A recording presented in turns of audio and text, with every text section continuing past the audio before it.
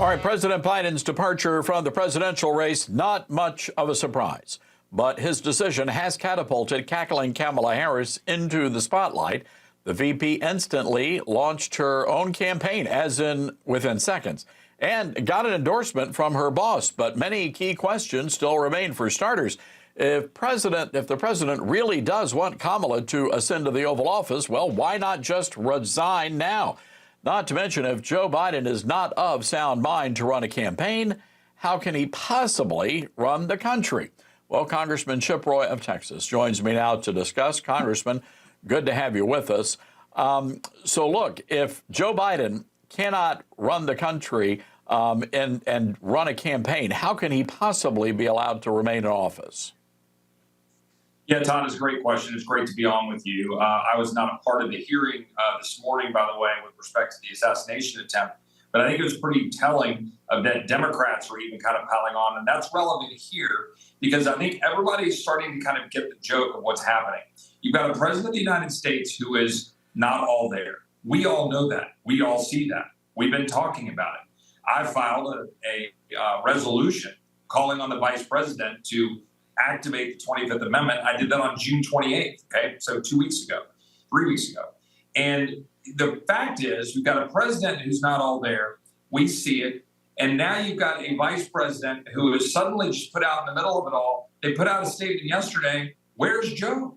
Where is the president? We haven't seen him. We haven't heard from him.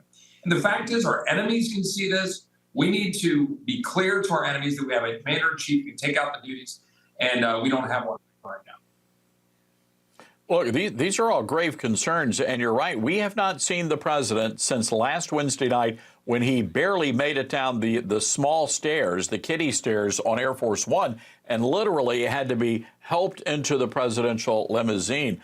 Are you buying what the White House is trying to sell us about how all of this is going down, Congressman? You know, it's really hard to do that. You know, I read the report they put out today from the physician who said the president has taken his 10th dose of Paxlovid while he's battling COVID. Look, I think there's a lot of covering up going on. This dates all the way back to, frankly, when he first ran, but particularly over the last year. The vice president, by the way, is neck deep in that. Kamala Harris is neck deep, along with Jill Biden, the White House physician, the White House chief of staff, the staff around it, frankly, some of our Democratic colleagues, who have been covering up for the president's mental deficiencies for the last year plus. There's quote after quote after quote with the vice president saying he's sharp as a tack and he's strong and he's vibrant, all these things. And this is actually a big deal. This is no small thing. This is the vice president of the United States lying to the American people and saying that the commander-in-chief is all there when he clearly is not. And I think that is a massive problem. I think we're seeing it unfold before our eyes.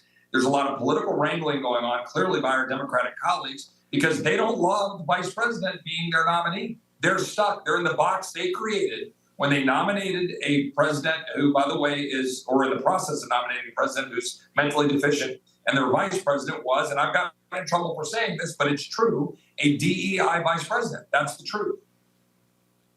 So, Congressman, real quick here, if in fact all of this goes down, let's say Biden steps aside, who does Kamala Harris pick as her running mate? Who is that VP?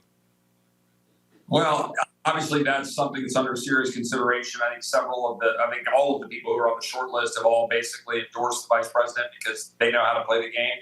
I don't want to get into the choosing business, but I suspect that some of their better candidates, right?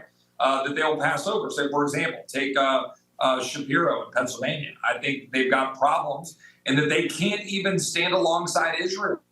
They won't. The vice president won't even meet with the prime minister of Israel this week when he's coming here to address a joint session of Congress. So I think they're going to have a lot of trouble, trying to figure out how to connect all the dots of their political game that they play and like who they can support and who they can't support, rather than just picking a good leader.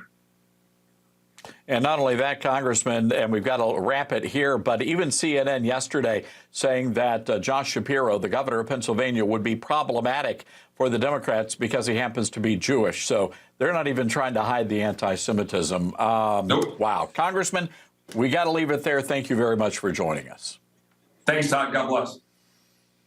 All right, well, coming up, our nation is loaded with violent illegals, all thanks to Joe Biden and Kamala Harris. The borders are.